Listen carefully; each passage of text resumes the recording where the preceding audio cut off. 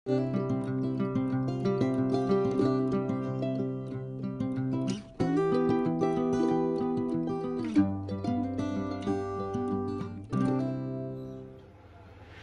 Students, एम&सी education में आप सबों का बहुत बहुत स्वागत।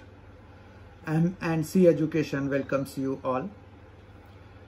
This is set 18। ये सेट 18 है क्वांटिटेटिव एप्टीट्यूड का। ये जो सीरीज हम प्रीवियस ईयर क्वेश्चंस का चला रहे हैं एसएससी सीजीएल, जो कि मार्च 2020 में हुए थे, उनके पेपर्स में से क्वांटिटेटिव एप्टीट्यूड के जो क्वेश्चंस थे उनको लेकर हम 10-10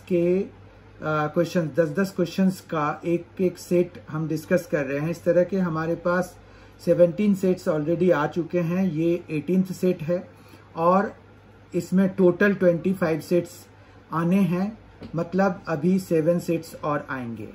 वो सभी 10-10 क्वेश्चंस के सेट होंगे और ये सभी क्वेश्चंस वो क्वेश्चंस हैं जो कि मार्च 2020 में एसएससी सीजीएल में आ चुके हैं, जो कि ऑनलाइन मोड में एग्जाम हुए थे। इसलिए ये सारे क्वेश्चंस बहुत ही इंपॉर्टेंट हैं। तो आइए आज के इस सेशन की शुरुआत करते हैं। शुरुआत में जो हमारे पास आज जो क्वेश्चन है वो तालिका बेस्ड है और ये पहला क्वेश्चन और फिर और आगे के 3 क्वेश्चंस जो हैं इसी तालिका पर बेस्ड है। ठीक है, तो हम पहले तालिका देखेंगे और फिर उन चारों क्वेश्चंस को 1 बाय 1 सॉल्व करेंगे। यहाँ पर निम्नलिखित तालिका में 5 वस्तुओं ए, बी, सी, डी और ई की आवश्यक मात्रा, यहाँ पर आवश्यक मात्रा आप देख पा रहे हैं। फिर दर वर्ष 2016 में और वर्ष 2019 में जो रहे हैं वो दिए हुए हैं। ठीक है, इसमें 5 चीजों के बारे में है। एक परिवार के लिए उनके क्रय मूल्य का विवरण दिया गया है। तालिका का अध्ययन करें और दिए गए प्रश्न का उत्तर दें।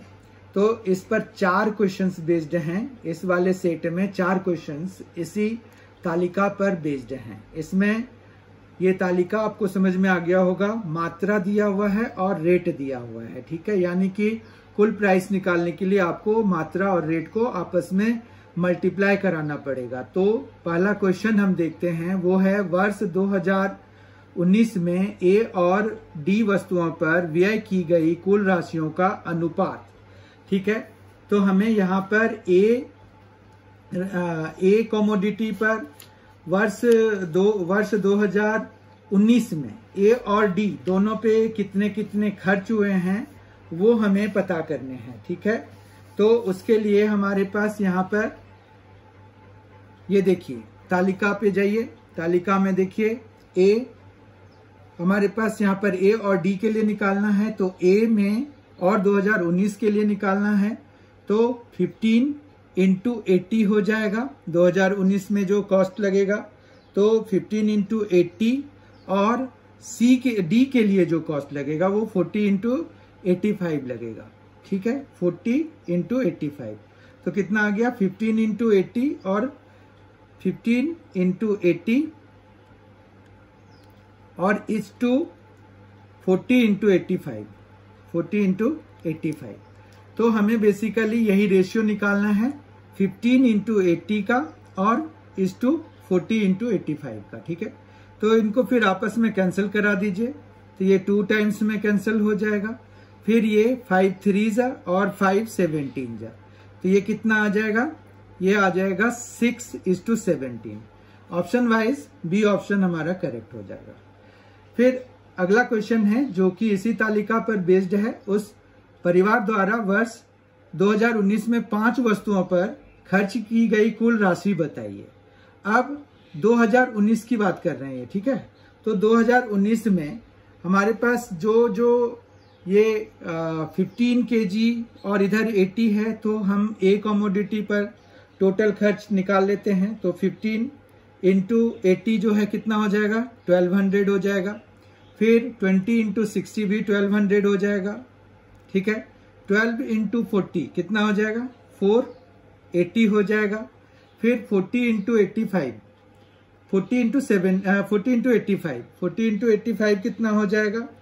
तो ये आ गया 3400 और 8 इंटू 72 कितना हो जाएगा 576। ठीक है, फिर जब हम इनको ऐड कराएंगे तो हमारे पास एडिशन पे आ जाएगा 24, 28, 80, फिर 3280, फिर 6280, 6780 और 6856 हो गया।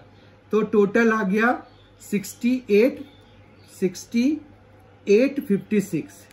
ठीक है, तो 6856 जो भी ऑप्शन होगा वो हमारा करेक्ट हो जाएगा।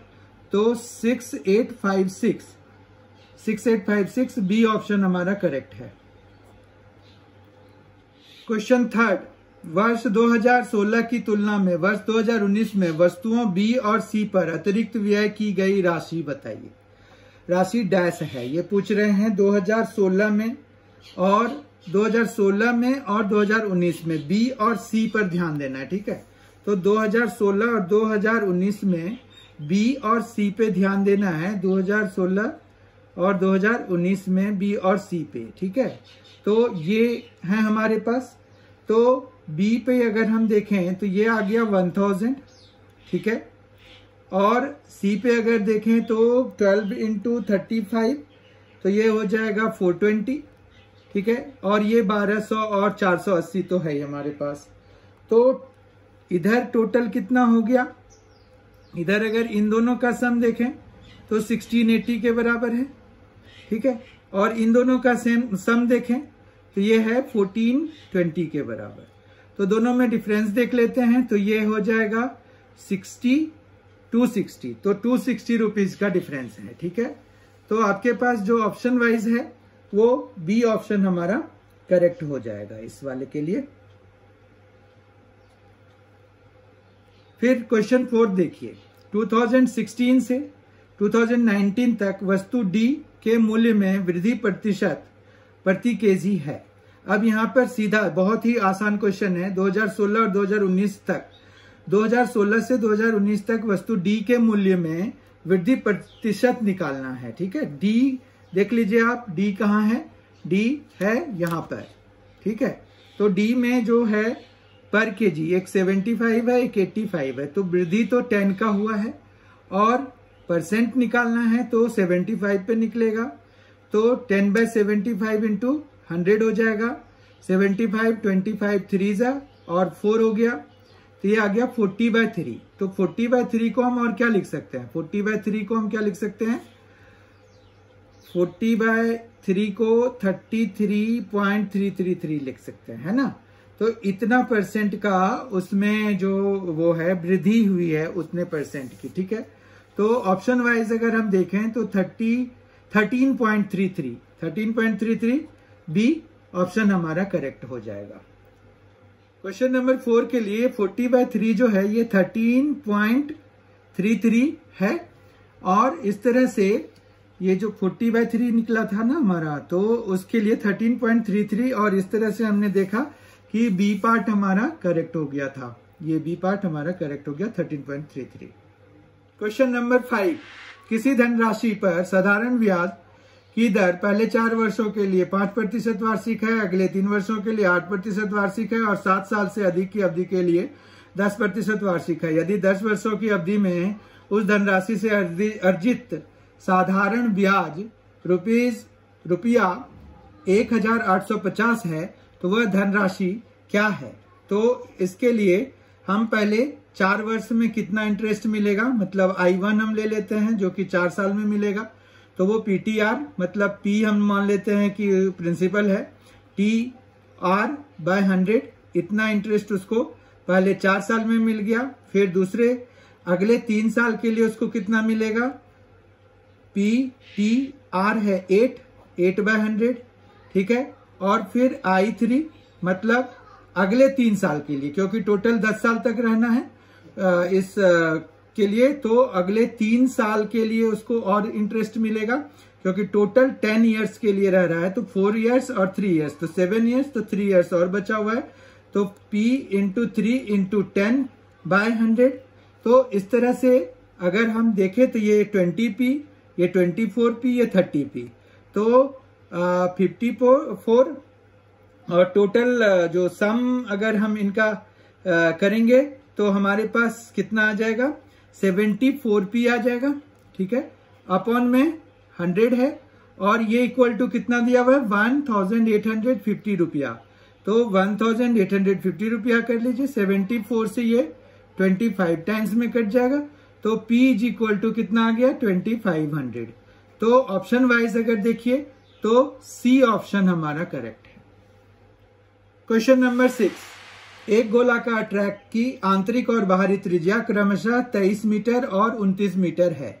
त्रिज्या रेडियस ₹7 पर मीटर स्क्वायर की दर से ट्रैक समतल करने की लागत क्या है, ठीक है।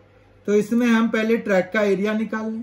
एरिया ऑफ ट्रैक अगर निकालेंगे तो वो क्या होगा, एरिया ऑफ ट्रैक जो होगा वो निकालने के लिए हमें पाई r square minus r square लगाना पड़ेगा।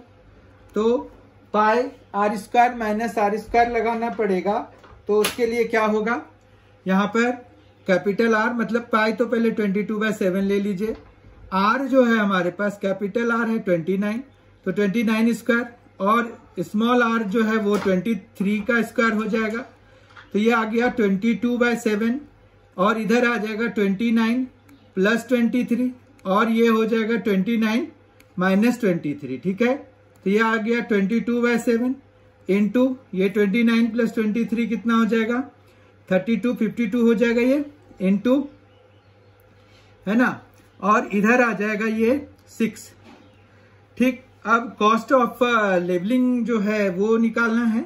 तो कॉस्ट ऑफ लेवलिंग के लिए वो रेट से मल्टीप्लाई कराना पड़ेगा। तो 22/7 52 इंटू 6 इंटू 7 ही दिया हुआ है, तो इतना रुपया लगेगा उसको। तो 7 से 7, जब हम 6 इंटू 52 इंटू 22 करते हैं तो हमें क्या मिल जाता है, ये आ जाएगा 22 इंटू 312 इंटू 22 हो गया, जो कि हमें दे जाएगा 6864 के बराबर। अगर ऑप्शन वाइज हम देखें तो हमारा सी ऑप्शन करेक्ट हो जाएगा। Question 7, it is related to BODMAS rule and simple one, because you can see here ये हो गया 54 माइनस, यहाँ पर 5/2 इंटू 8 लिख सकते हैं।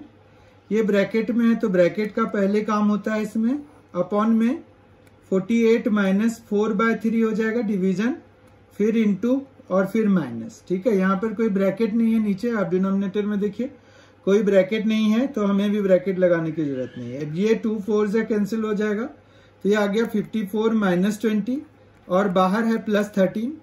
तो उसके बाद यहाँ पर कितना आ जाएगा, ये देखिए कोई कैंसिलेशन नहीं है, तो 48 इंटू 3 हमें कराना पड़ेगा। 48 इंटू 3 वो हो जाएगा 144 माइनस ये 32 हो गया और ये माइनस 6 हो गया, ठीक है। और अपॉन में 3 है हमारे पास, तो ये टोटल कितना हो गया, ये 34 प्लस 13 तो 47 और ये 3 भी इंटू करा देते हैं ऊपर ले जाकर, और इधर आ जाएगा 144 माइनस 32, तो आ जाएगा 12 माइनस 6 तो 106 आ जाएगा। तो 47 इंटू 3 कितना हो जाएगा, 7 3 21, 2 4 3 12 और प्लस 2, 12 प्लस 2 41, तो 141/106। ऑप्शन वाइज देखिए सी ऑप्शन हमारा करेक्ट हो गया। 8th question for today is a³ plus 1/a cube का मान दिया हुआ है हमें 52, हमें 2a प्लस 1/a का मान निकालना है, ठीक है। तो हम a प्लस 1/a का होल क्यूब पहले कर लेते हैं, क्योंकि वहीं पर से हमें a³ और 1/a³ मिलेगा, plus 3a into 1/a into a plus 1/a, यही मिलता है ना ये खोलने के बाद। तो ये तो चलिए ये कैंसिल हो जाएगा। अब यहाँ पर ए प्लस 1/a है जिसकी वैल्यू हमें निकालनी है, हालांकि ट्वाइस की वैल्यू निकालनी है, तो हम इसको y मान लेते हैं। तो ये y क्यूब हो जाएगा इज इक्वल टू, यहाँ पर a cube plus 1/a cube है अगर, तो उसका हो जाएगा 52 और प्लस 3 इंटू वाई हो जाएगा क्योंकि हमने इसको y माना हुआ है। ठीक है बात, तो ये आ गया। अब y cube minus 3y minus 52 is equal to 0 हो गया। अब यहाँ क्यूबिक इक्वेशन है तो हिट एंड ट्रायल से हमें सॉल्व करना होगा। अब देखिए यहाँ पर 2a प्लस 1/a की वैल्यू निकालनी है, तो इसका आधा कर देते हैं, तो 1 इसमें डालते हैं, सेटिस्फाई नहीं हो रहा है, इसका आधा कर देते हैं 4 जब डालते हैं तो 64 माइनस ये 12 माइनस 52 ये सेटिस्फाई हो रहा है, यानी कि हमारा आंसर जो है वो यही वाला हो जाएगा। ये बताइए कि हमने हाफ क्यों किया? हाफ इसलिए किया क्योंकि ये twice of a plus 1/a की वैल्यू दी हुई है, तो a प्लस 1/a की वैल्यू 4, y की वैल्यू 4 डाला तो यहां से y की वैल्यू 4 आ रही है, y की वैल्यू 4 तो 2y की वैल्यू 8, और यही 2y की वैल्यू ही हमें twice of a plus 1/a की वैल्यू है। तो ऑप्शन वाइज बी ऑप्शन हमारा करेक्ट हो गया। क्वेश्चन नंबर 9, यदि 0 less than a b less than 45, मतलब दोनों ही a और b जो एंगल हैं वो 45 से कम है, तो a प्लस बी हो या a माइनस बी हो, दोनों ही केस में ये एक्यूट एंगल ही होंगे, पक्की बात हो गई ये। तो उसके बाद हमें cos a प्लस बी अगर 24/25 दिया हुआ है तो हम जो है क्या निकाल सकते हैं, ये एंगल हम a प्लस बी सपोज कर लेते हैं, तो 24/25 cos के लिए है, तो ये कितना आ जाएगा 625, ये आ जाएगा 576, माइनस कराएंगे 49, ये 7 आ जाएगा। ठीक है, तो tan a प्लस बी की वैल्यू निकल जाएगी हमें यहां से, वो निकल गई 7/24। ठीक है, इसी तरह से दूसरा वाला लीजिए, उसमें हमें दिया हुआ है 15 और 17, तो 289 हो गया और माइनस 225 हो गया, तो ये आ जाएगा आपका कितना, देखिए ये 4 आ गया और ये 6 आ गया, 64 यानी कि ये 8 आ गया। ठीक है, यहां से tan a माइनस बी की वैल्यू आ जाएगी आपके पास, tan a माइनस बी हो गया 15/8। अब हमें ये कह रहे हैं कि tan 2a की वैल्यू निकालिए। ठीक है, tan 2a को अब हमें a प्लस बी और a माइनस बी की टर्म में लिखना पड़ेगा, तो वो a plus b plus a minus b लिख सकते हैं। ओके, अब फिर tan x प्लस वाई का फॉर्मूला लगा देंगे, तो ये हो जाएगा tan a plus b plus tan a minus b upon 1 minus tan a plus b into tan a minus b. कोई दिक्कत नहीं है यहां पर। अब tan a प्लस बी की वैल्यू हमने निकाली थी 7/24, ठीक है, plus tan a minus b की वैल्यू भी निकाली है हमने 15/8, और अपॉन में 1 माइनस 7/24 इंटू 15/8। तो अब अगर हम देखें तो हमारे पास 24 इंटू 8 एलसीएम आ जाएगा, इधर भी 24 इंटू 8 आ जाएगा, और 24 इंटू 8 होता है 192। ठीक है, और माइनस है हमारे पास 15 इंटू 7 जो कि 105 होगा। इसके ऊपर में देखिए ये 8 इंटू 7 56 हो जाएगा। एक्चुअली हम एलसीएम ले लेते तो 24 ही ले लेते, लेकिन ये फिर कैंसिल नहीं होता, कैंसिल कराने के लिए हमें इतनी मेहनत करनी पड़ती, तो इसलिए हमने सीधा सीधा मल्टीप्लाई करा दिया। 15 इंटू 24 जो है वो 360 हो जाएगा, ये 24 इंटू 8 तो कैंसिल हो गया, 360 प्लस 56 कितना हो जाएगा 416 हो जाएगा, है ना, 416, और इधर कितना आ जाएगा 87, तो ये कितना हो गया 416/87। ऑप्शन वाइज कोई है क्या, तो डी ऑप्शन हमारा करेक्ट है 416/87। 10th and the last question for today's session is, एक दुकानदार किसी वस्तु की कीमत इस तरह तय करता है कि 32% की छूट देने के बाद वह 14% का लाभ चाहता है। यदि अंकित मूल्य 342 है तो उस वस्तु का क्रय मूल्य ज्ञात करो। ठीक है, तो यहाँ पर क्या हुआ कि 342 अंकित मूल्य है, इस पर वो कितना डिस्काउंट दे देता है, वो दे देता है डिस्काउंट 12% का, तो 12/14% का लाभ चाहता है, 32% की छूट दे रहा है ना। एक दुकानदार किसी वस्तु की कीमत इस तरह तय करता है कि 32% की छूट देने के बाद तो 32% की छूट दे रहा है, तो -32/100 इंटू 342 इस तरह से हो जाएगा, ठीक है। और ये किसके बराबर हो जाएगा, 14% का लाभ भी चाहता है वो, ठीक है।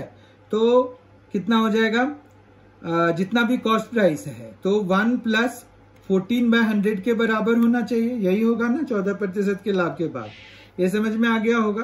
तो इस तरह से अगर हम इनको सॉल्व कराएंगे तो ये आ जाएगा 342 माइनस ये आ जाएगा 0.32 into 342 is equal to C, और इधर आ गया 100 + 14/100, ठीक।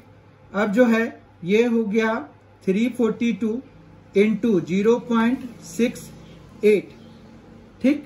इसको सॉल्व करके, और इधर आ गया C into 1.14, okay, no problem.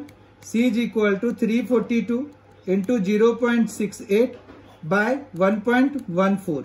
ये पॉइंट दोनों जगह से कैंसिल करा दीजिए। 114 जो है ना, 114 3 से 342 हो जाता है। अब 68 इंटू 3 कराएंगे तो 8 3 से 24, 2 आ गया, 6 3 से 18 + 2 तो 20 हो गया, 204। तो मतलब कॉस्ट प्राइस उस वस्तु का जो क्रय मूल्य था वो 204 रुपीज, मतलब ए ऑप्शन करेक्ट है। इस तरह से हमने आज सेट 18 कर लिया।